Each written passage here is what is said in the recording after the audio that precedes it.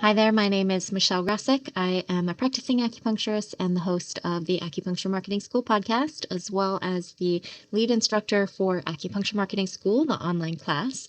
And today I am looking forward to sharing with you some really helpful practical tips to make networking more comfortable and effective for introverts. And before we dive in, I'd like to thank the American Acupuncture Council for the opportunity to be here with you today. All right, let's get into the slides. So before we begin, I'd like to talk really briefly about why it's worth it to try networking. As an introvert, I have found over the years, I've been teaching marketing in our industry for about 11 years, and I found that most acupuncturists are introverts, at least the ones that come into my orbit, which is maybe not surprising because I am also an introvert. So I'm speaking from personal experience as well as what I've been sharing with my marketing students and clients over the past more than a decade. And most introverts will say, why I don't want to do that. Why would you suggest networking? So, first of all, if you're watching this, you will probably have some level of interest in trying networking. But I always tell people to think about your marketing like an experiment. Try new things. You might be surprised about what's a good fit for you and what's effective in your community. And if you try something and it doesn't work for you, that's okay. You don't have to do it anymore. Commit to other ways of getting visible in your community. But the reason I always recommend that introverts at least try networking is that, especially using these tips I'm going to share with you to make it more comfortable, networking is an incredibly effective way to build trust in your community. And really, marketing for acupuncture is about building trust. It's about helping people understand that acupuncture can help their symptoms and trust you to put needles in them, trust in making a financial investment, feel safe sharing their personal health information with you, their story, their background, etc. So we need to build a lot of trust in our marketing as acupuncturists, and any sort of in-person interaction builds trust very quickly. And I think we really can't we really have to acknowledge how significant a referral is from someone who knows you, right? That's a very trust building type of marketing, a personal referral. And that's our goal with networking is building relationships so that people get to know us, so that they feel comfortable referring people to us, and also so that we are top of mind if they're speaking to someone about acupuncture or maybe our specialty or something we've discussed, so they can say, oh, wait, I know an acupuncture from my networking group. Okay. So that's why I think it's worth it for introverts to try networking, because it really is very effective, because one-on-one conversations and getting to know people in person, that's what builds a strong referral network. Okay. So out of all of these 7 tips, I have saved my personal favorite for last, the one that I think can make the biggest difference in how comfortable you are with networking. But I hope that all of these are really useful for you. So let's dive in. The first tip is to always bring a friend with you. If you are an introvert going to a networking meeting, there's absolutely no reason that you should torture yourself by trying to go alone. Most of my introvert marketing students and clients have told me that they'll say they're going to go to a networking, they'll like make the commitment, and then it will approach and they'll feel pretty nervous and bail at the last second, right? So bringing a friend has 2 purposes. One is there's accountability, because if you're meeting someone there or if you're going to drive together, this person is expecting you to show up, right? So it makes people much more likely to show up and go to the event. And of course, bringing a friend or an acquaintance gives you kind of a fallback, so that at any point during that networking event, there's always someone that you can talk to, that you can find or turn to. So you're never just standing there alone, awkwardly with a drink. Because that's the thing people tell me they're afraid of the most, is walking into this big space filled with strangers and a lot of people and having to stand there by themselves until someone approaches them and introduces themselves, or having to like get up the gumption to approach a group of people who already seem like they know each other. It can feel a little cliquey.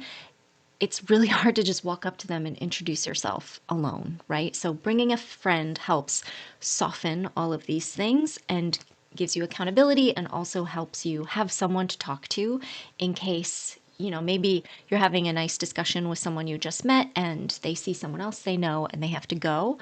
You can always turn and chat with your friend. Now, I would say the one thing you want to be careful of if you bring a friend is do not only speak to each other. That is also very common, right? So you kind of have to make a pact, make a commitment beforehand that you are going to try to meet other people and you're not just going to stand in a corner and only talk to each other, okay? Bring an extrovert friend if you can, because obviously they are going to be a little more comfortable in the situation and probably get you introduced to more people. And lastly, when I say bring a friend, it could be just like a personal friend. Most networking events, you can bring a plus one, but it could also be your receptionist, or it could be a fellow business owner. Okay.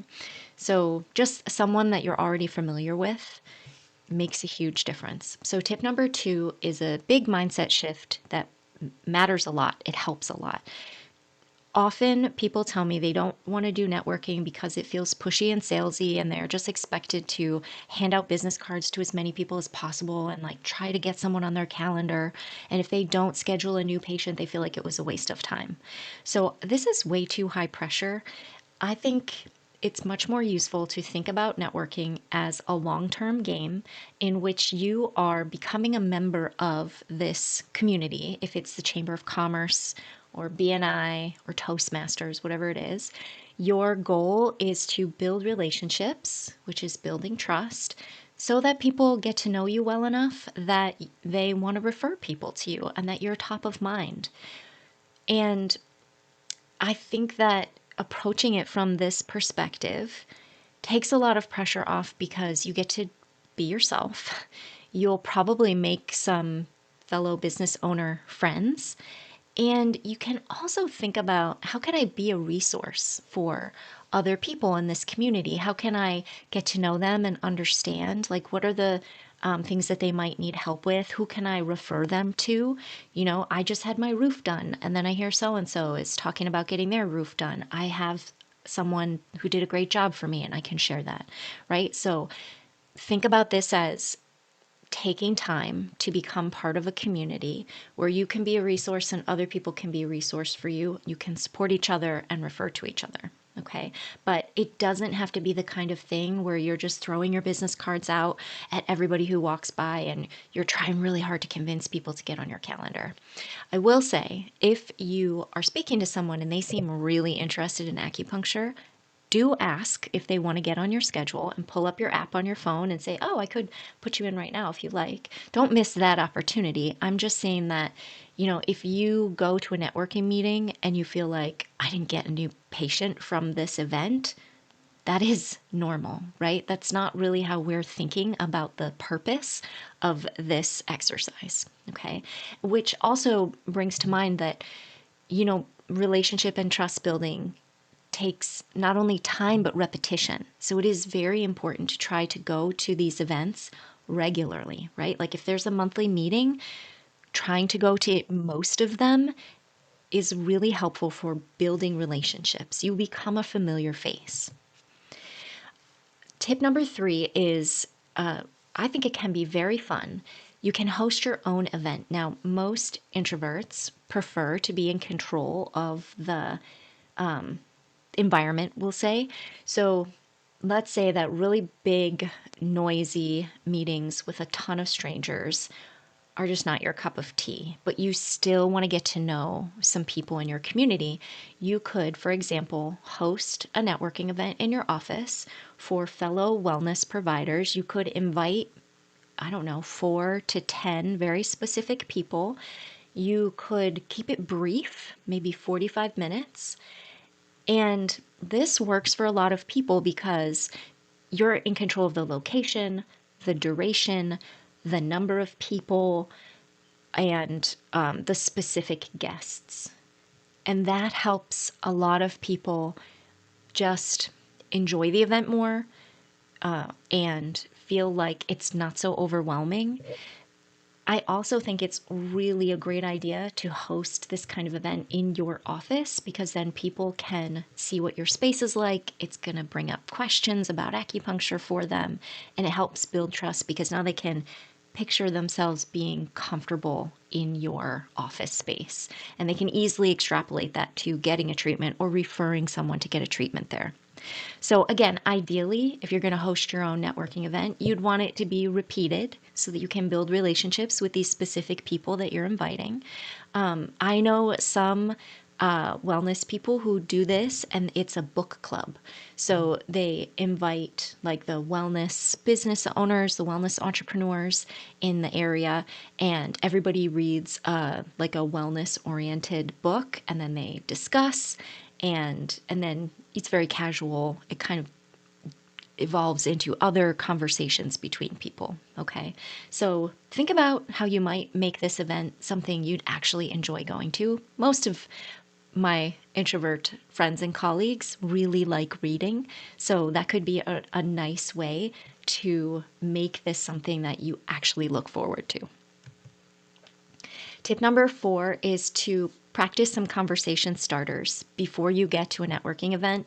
And this is one of those tips that is actually so helpful and effective, but it's so basic that people don't do it. They're like, yeah, that's not going to help me. It will really help, especially if you're an introvert, and especially if you practice your sentences out loud. So, and again, I know it sounds lame. Just give it a try before your next event. Come up with a couple questions that you can ask. We'll say just 2 questions to have in your back pocket that you can ask new people. Say if you are standing next to the buffet, right?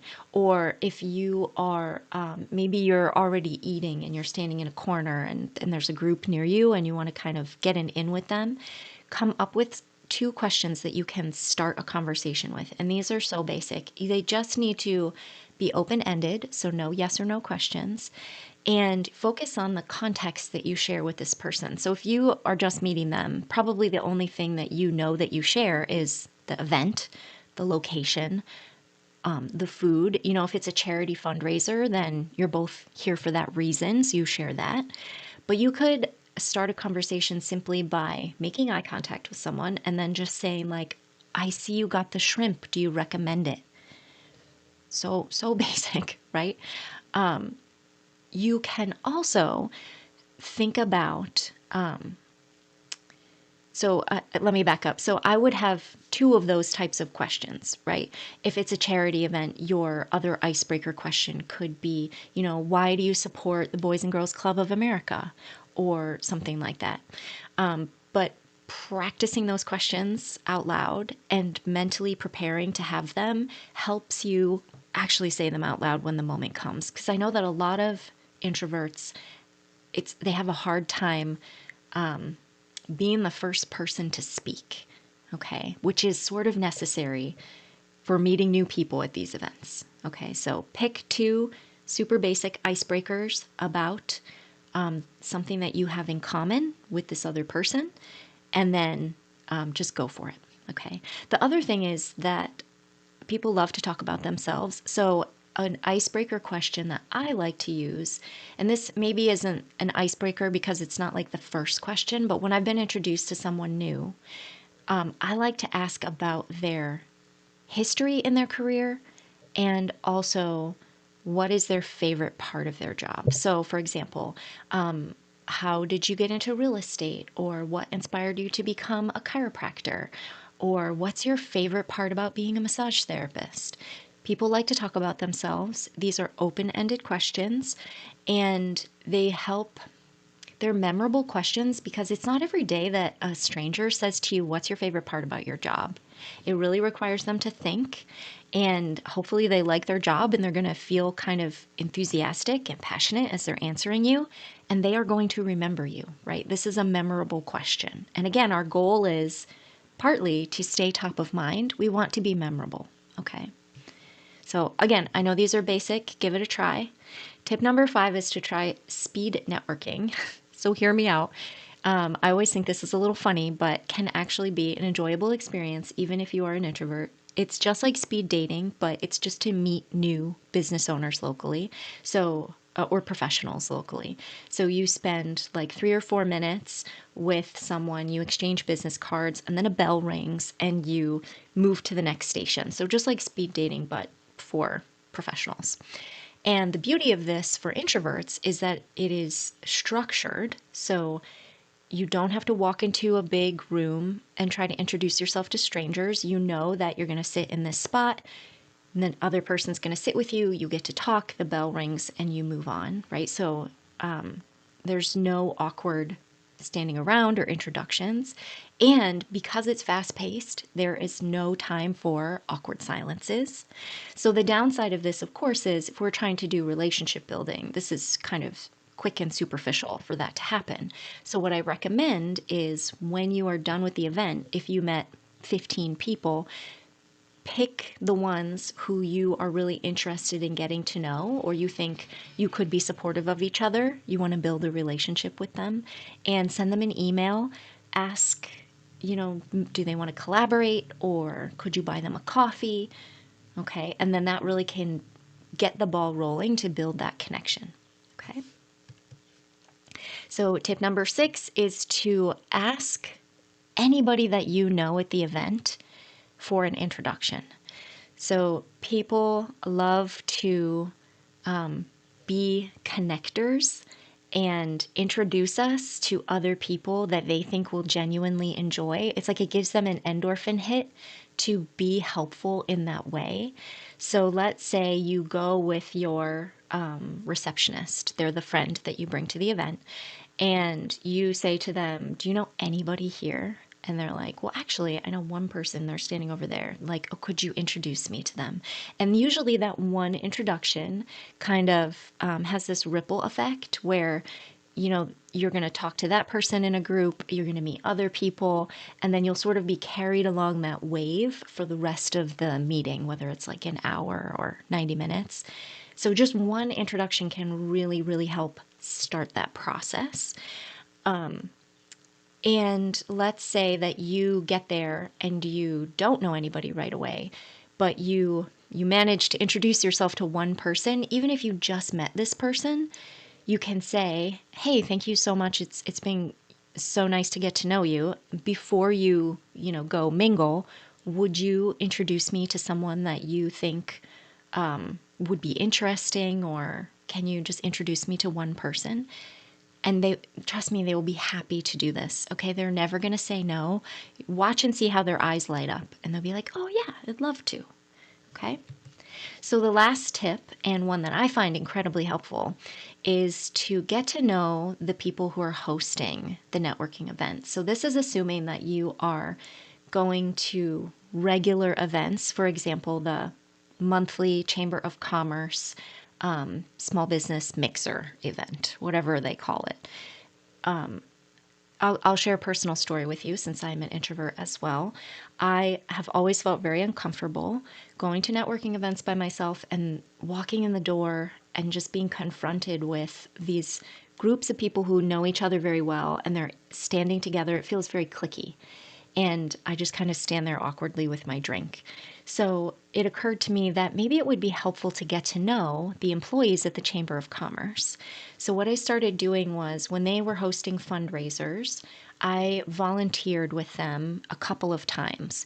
And just through volunteering, I think 3 times, I became such a familiar face to them. And they're so appreciative when you're volunteering to help them at a fundraiser that whenever I go to a networking meeting now, I always am greeted by them like an old friend, right? And it makes it that there's always somebody at the networking event that I know I can speak to because there's 5 employees at the Chamber of Commerce. So even if they're not all there that day, I know at least one of them will be there running the thing and I can approach them and I can say hello, we can have a nice chat. And I usually ask them, while we're here, can you introduce me to someone new today? Which they love doing because that's literally their job. But I found that getting to know them through volunteering with them was really helpful because, I walk into a Chamber of Commerce meeting now and they're like, oh, hi, how are you? Right. And that has really expanded with each person they've introduced me to. Okay. And it's like, I'm a regular. You know what I mean? That makes the pressure to go by myself so low because I know when I get there, there's going to be people who are basically my friends now. Okay, so don't underestimate this tactic. I guarantee if you message the Chamber of Commerce and ask if you can volunteer with them a little bit, they're going to say yes and be so grateful and always happy to see you. Okay, so I hope this was helpful. Just keep in mind that networking is a long term game and you are there to build trust, build relationships, make business friends, become part of a referral community that is genuinely supportive. And I think this will make the experience more enjoyable, less stressful, and overall more effective. Okay. So, as always, if you have questions, I would love to chat with you. My email is michelle@michellegrasick.com, and I really hope you'll listen to the podcast, Acupuncture Marketing School. And before I go today, I would like to thank the American Acupuncture Council one more time for the opportunity to be here with you today. Have a great day.